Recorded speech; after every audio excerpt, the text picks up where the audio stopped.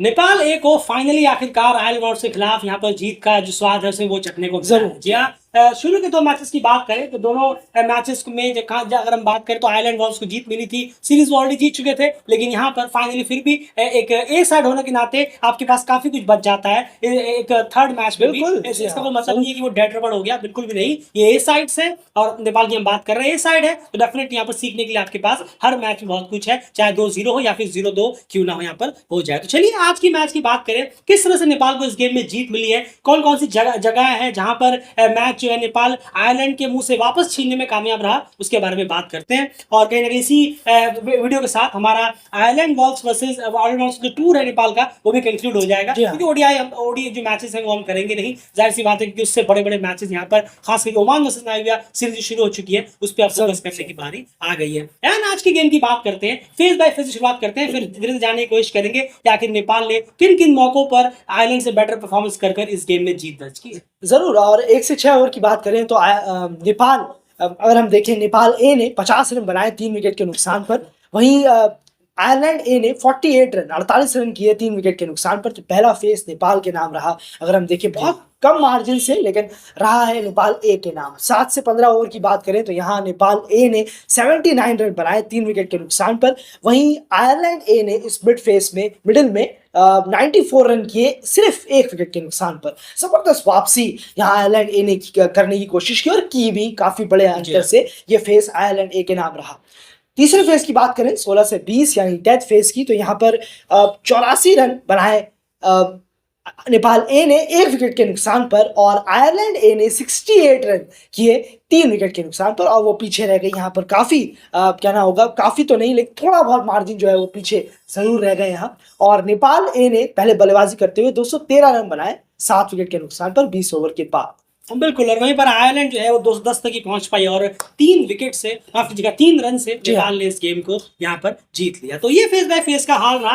अगर आप देखेंगे तो दोनों मैचेस में आपके सामने प्रेजेंट किया था हमने आपके सामने, उसमें एक चीज आपको कहीं ना कहीं आपने देखी होगी कि जो दोनों ही बार है वो डेथ फेस में नेपाल का परफॉर्मेंस बहुत खराब रहा था। जी हाँ, दोनों ही फेसेस में अगर आप बैटिंग से देखेंगे, लेकिन आज वो पहला मैच था इन तीनों मैचेस में जहां पर डेथ फेस में भी नेपाल ने काफी शानदार बैटिंग की, और बल्कि सबसे बेस्ट बैटिंग वहीं पर ही है। डेथ फेस में उन्होंने काफी रन जोड़े और विकेट महज 1 गिराया, उनका खोया। तो सबसे बेस्ट जो डेथ फेस रहा है नेपाल का इस पूरी सीरीज में 3 मैच की आयरलैंड वर्सेस नेपाल में, वो आज ही के मैच में रहा है, और कहीं ना कहीं जीत में भी वो एक बहुत बड़ा रोल निभाता हुआ नजर आया है। तो ये पॉइंट हो गया, पॉइंट 1, जो जीत में कहीं ना कहीं बहुत इंपॉर्टेंट साबित हुआ। आगे और भी पॉइंट्स है, बात करेंगे। एंड नेपाल के यहाँ पे बैटिंग कार्ड की बात की जाए अगर, तो ओपनर्स आज कुछ खासा चले नहीं। लोकेश बाम महज 8 रन बनाकर आउट हो गए उस सेंचुरी के बाद। लगातार 2 मैचेस में कहीं ना कहीं जरूर खासा रन निकले, लेकिन चलिए फिर भी एक बहुत बड़ी सेंचुरी उनकी तरफ से निकल कर आई थी। देव खनल ने महज 6 रन किए हैं, तो मेरे ख्याल से 2 जो मौके देव खनल को इस गेम से मिले हैं उसमें वो बिल्कुल भी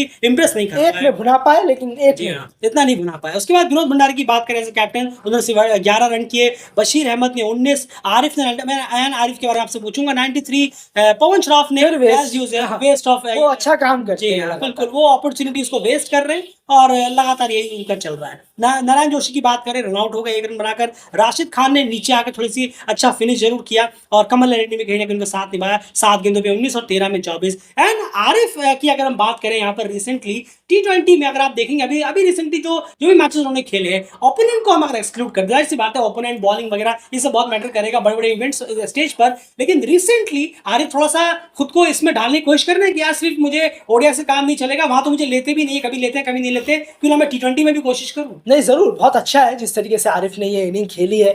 टीम को भी बता पाएंगे वो कि हाँ, मेरे अंदर भी काबिलियत है, मैं खेल सकता हूँ।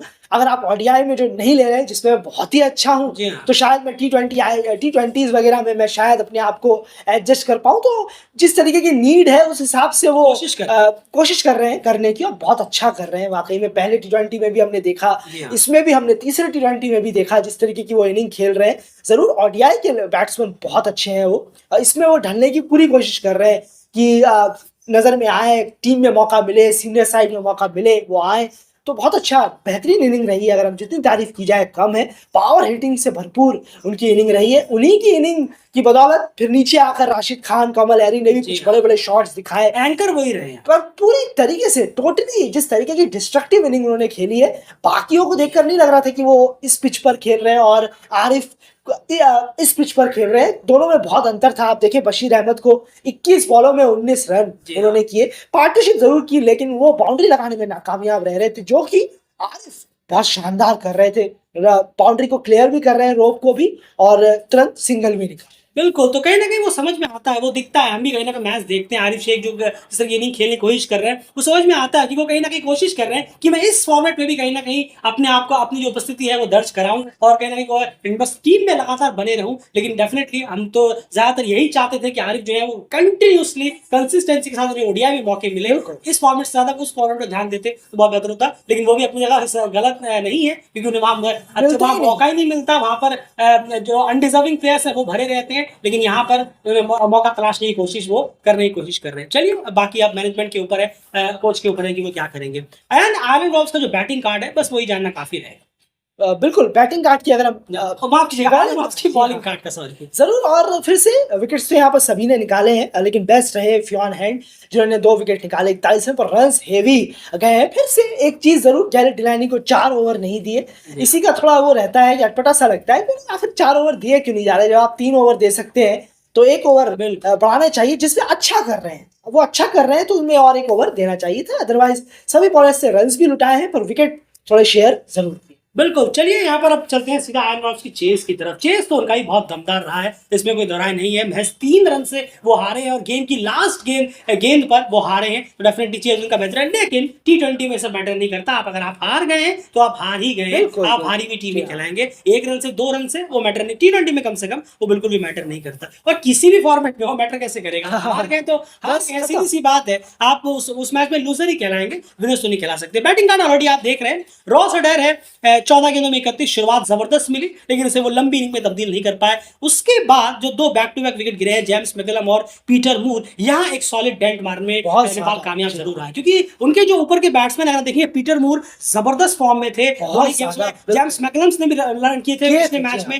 तो ये पीटर मूर का और जो टॉप ऑर्डर जो है इनका, टॉप 3, इनको जल्दी निपटा देना, ये कहीं ना कहीं फायदा हुआ कि रिक्वायरमेंट काफी बढ़ गया। कि उसके बाद नीचे के बैट्समैन ने आकर मिडिल ऑर्डर ने, लोअर ऑर्डर ने मारने की कोशिश भी की, लेकिन फिर भी इतना ज्यादा क्लाइंब हो गया था कि उन्हें हर बॉल पर रिस्क लेना ही पड़ता। और उस सिचुएशन में जो कहीं ना कहीं जो अपना विकेट्स वो गवाते चले गए और सही वक्त पर टीम को विकेट मिलते चले गए। नेपाल के बॉलर्स की बात करें अगर हम, तो आप देखेंगे टॉपिंग को वो भी हिटिंग करते हुए आउट हुए। उसके बाद अगर आप देखेंगे गैलेट डिलानी, वो भी कहीं ना हिटिंग करते हुए मिसजज हुए और एलबीडब्ल्यू उनका हो गया। फ्योम हैंड रन आउट हो गए। ये सब जल्दबाजी इतना हाई हो गया था टॉप ऑर्डर की ना चलने की वजह से, सिर्फ मारना ही मारना था। और यही कहीं ना कहीं दस्तूर था इस पूरे बैटिंग कार्ड का आयरन की, जहां पर 3 रन से वो रह गए। लेकिन यार बॉलिंग की बात करनी जरूरी है। नेपाल की जो बॉलिंग है उसके बारे में क्या ख्याल है आप? जरूर, एक छोटी सी बात बस कहना चाहूंगा कि आयरलैंड वॉल्व्स के लिए गैलेट डिलानी एक है जिन्होंने इस दौरे में बहुत जबरदस्त बेहतरीन परफॉर्म किया है। और उन्होंने वहां पर भी अफगानिस्तान के खिलाफ जो 3 टी20 थे,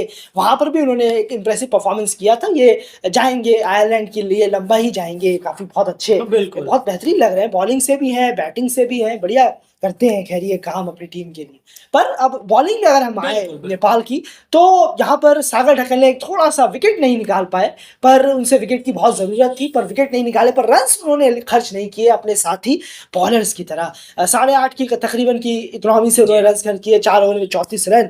विपिन खत्री आज बेस्ट बॉलर रहे हैं नेपाल के लिए, बहुत अच्छी वापसी की उन्होंने पिछले मैच। जरूर, लेफ्ट आर्म स्पिनर है, लेफ्ट आर्म ऑर्थोडॉक्स है, 3 विकेट उन्होंने निकाले। आज सागर ढक्कल वो नहीं कर पाए, आज नहीं हुआ, कोई बात नहीं, पर विपिन खत्री ने आज थोड़ा स्टेप इन किया और 4 ओवर में 1 मेडल, 23 रन, 3 विकेट इस पिच पर, इस जगह पर जहां बॉलर्स इतने ज्यादा रन के लिए 400 रन पड़ रहे हैं। बिल्कुल, बहुत शानदार बॉलिंग कराई। बिल्कुल, वहीं पर कमल हैरी की बात करें तो एक्सपेंसिव हो गए हैं। 4 ओवर में 42 रन, 1 विकेट। पहले मैच के बाद कमल हैरी फिर से उस रिदम में नजर नहीं आया। तो अगर आप कहेंगे ओवरऑल इस 3 मैचों में, तो कमल हैरी की जो परफॉर्मेंस है वो एवरेज पर जाकर रुक जाता है, बिलो एवरेज के आसपास वो जाकर कहीं ना कहीं रुक जाएगा। शुरुआत जबरदस्त, शुरुआत गुड से हुई थी, लेकिन उसके बाद 2 मैचेस में जो परफॉर्मेंस यहाँ पर देखने को मिली वो बिलो एवरेज पर जाकर कहीं ना कहीं अटक गई है कमल हैरी की, अगर हम बात करें इन 3 मैचेस में। उसके बाद नारायण ने क्या, राशिद खान ने अपने लास्ट के जो 2 ओवर्स हैं उनमें नेपाल बॉल की जबरदस्त वापसी कराई है। अगर आपको याद होगा 18वां ओवर जो था जब राशिद खान बॉलिंग करा रहे थे वो ओवर मैच उन्होंने शायद 9 रन दिए थे और एक विकेट भी इंपॉर्टेंट निकाला था। मेरे ख्याल जो 60 रन पे थे शायद टॉपिंग ही थे उनका विकेट उन्होंने यहाँ पर निकाला। जी हाँ, बिल्कुल। यहाँ टॉपिंग थे जिनका विकेट उन्होंने निकाला, वो बहुत क्रूशियल विकेट था। उसके बाद जब लास्ट ओवर में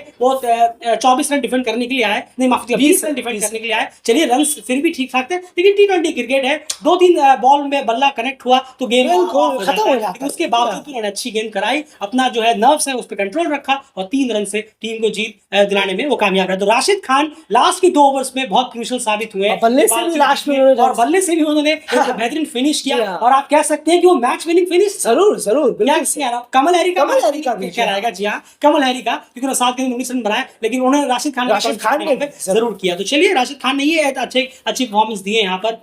और एट द एंड थोड़े से आयरन वॉल्स के जो बैट्समैन है लास्ट बॉल में काफी गुस्सा एम्पायर से कर रहे थे, खैर वो बिल्कुल भी गलत था, नो बॉल वगैरह वो थी नहीं। चलिए तो फिलहाल यहाँ पर 2-1 से इस सीरीज को कंक्लूड किया गया और ये सारी बातें जो हमने यहाँ पर की, और इसी के साथ आयरन वॉल्स वर्सेस नेपाल का जो टूर है वो कहीं ना कहीं यहाँ पर कंक्लूड करते हैं हम कवरेज। अब चलते हैं सीधा ओमान वर्सेस नामीबिया की तरफ, जो कि बहुत ही इंटरेस्टिंग टूर्नामेंट, बहुत ही टफ जो सीरीज है वो यहाँ पर होने वाली है फिलहाल इस वीडियो में।